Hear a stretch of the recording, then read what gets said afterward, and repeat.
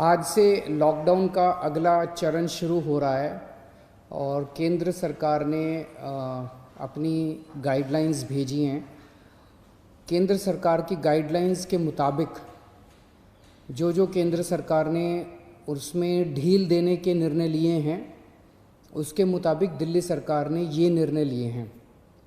अभी तक जितनी चीज़ें खोली जा चुकी हैं वो खुली रहेंगी।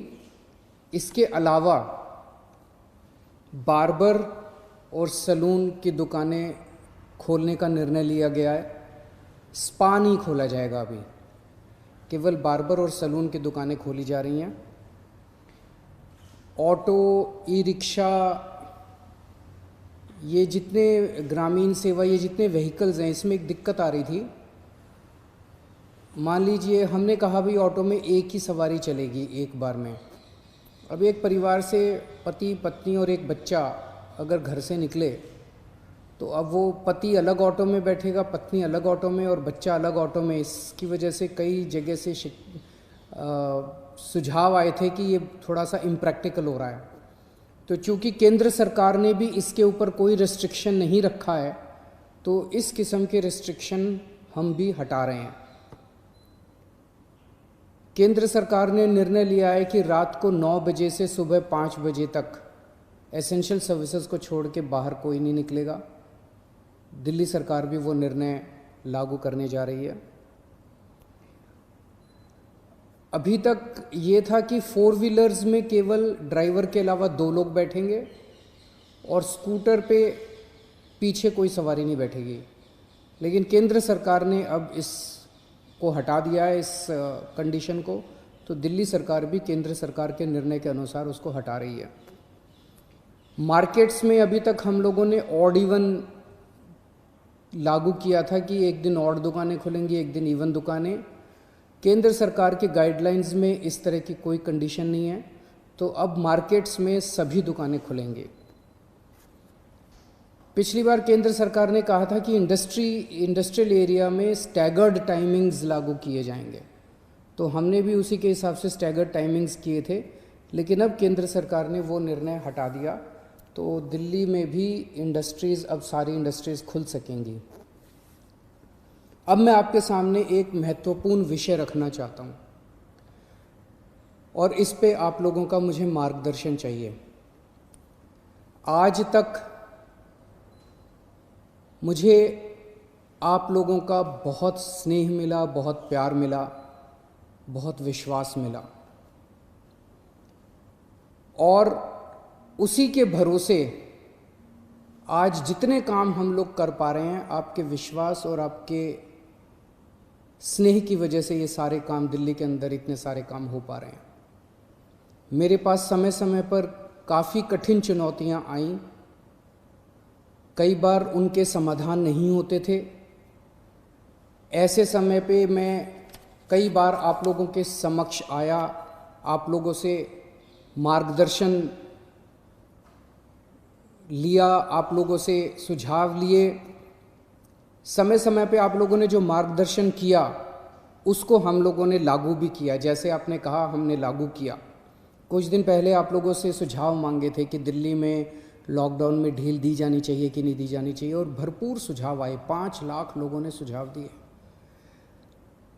आज आपका सुझाव एक बहुत महत्वपूर्ण विषय पर आप लोगों का मार्गदर्शन चाहिए। क्या दिल्ली के बॉर्डर्स को खोला जाए? एक बार तो आपको लगेगा कि ये क्या पूछ रहा हूं मैं। इसका एक इम्पॉर्टेंट एस्पेक्ट है, दिल्ली के अंदर कोरोना के केसेस काफ़ी बढ़ रहे हैं। रोज़ हम देखते हैं कि दिल्ली में कोरोना के केसेस बढ़ते जा रहे हैं। मैंने इसके बारे में कहा कि दिल्ली में कोरोना के केसेस बढ़ रहे हैं, ये चिंता का विषय तो है, लेकिन घबराने की ज़रूरत नहीं है। ये मैं इसलिए कह पाया क्योंकि दिल्ली के अंदर पिछले 5 सालों में आपकी सरकार ने दिल्ली के अस्पतालों में और स्वास्थ्य सेवाओं में खूब पैसा इन्वेस्ट किया है। खूब नए अस्पताल खोले, खूब नए बेड्स बनाए, खूब सारे आईसीयू खोले, खूब सारे मोहल्ला क्लिनिक बनाए, सारा इलाज मुफ्त कर दिया लोगों के लिए। पिछले 5 सालों के अंदर दिल्ली के अंदर अभूतपूर्व विकास हुआ है दिल्ली की स्वास्थ्य सेवाओं में। आज उसी की वजह से, जब कोरोना की महामारी की वजह से देश के और दुनिया के कई हिस्सों के अंदर उनकी स्वास्थ्य सेवाएं बिल्कुल ध्वस्त हो गई, कोलैप्स कर गई, आज दिल्ली में बढ़ते हुए केसेस के बावजूद आपका मुख्यमंत्री आपको विश्वास दिलाता है कि अगर आपके घर में कोरोना हो गया तो चिंता मत करना, आपके लिए बेड है, हमने आपके लिए बेड का इंतजाम कर लिया है।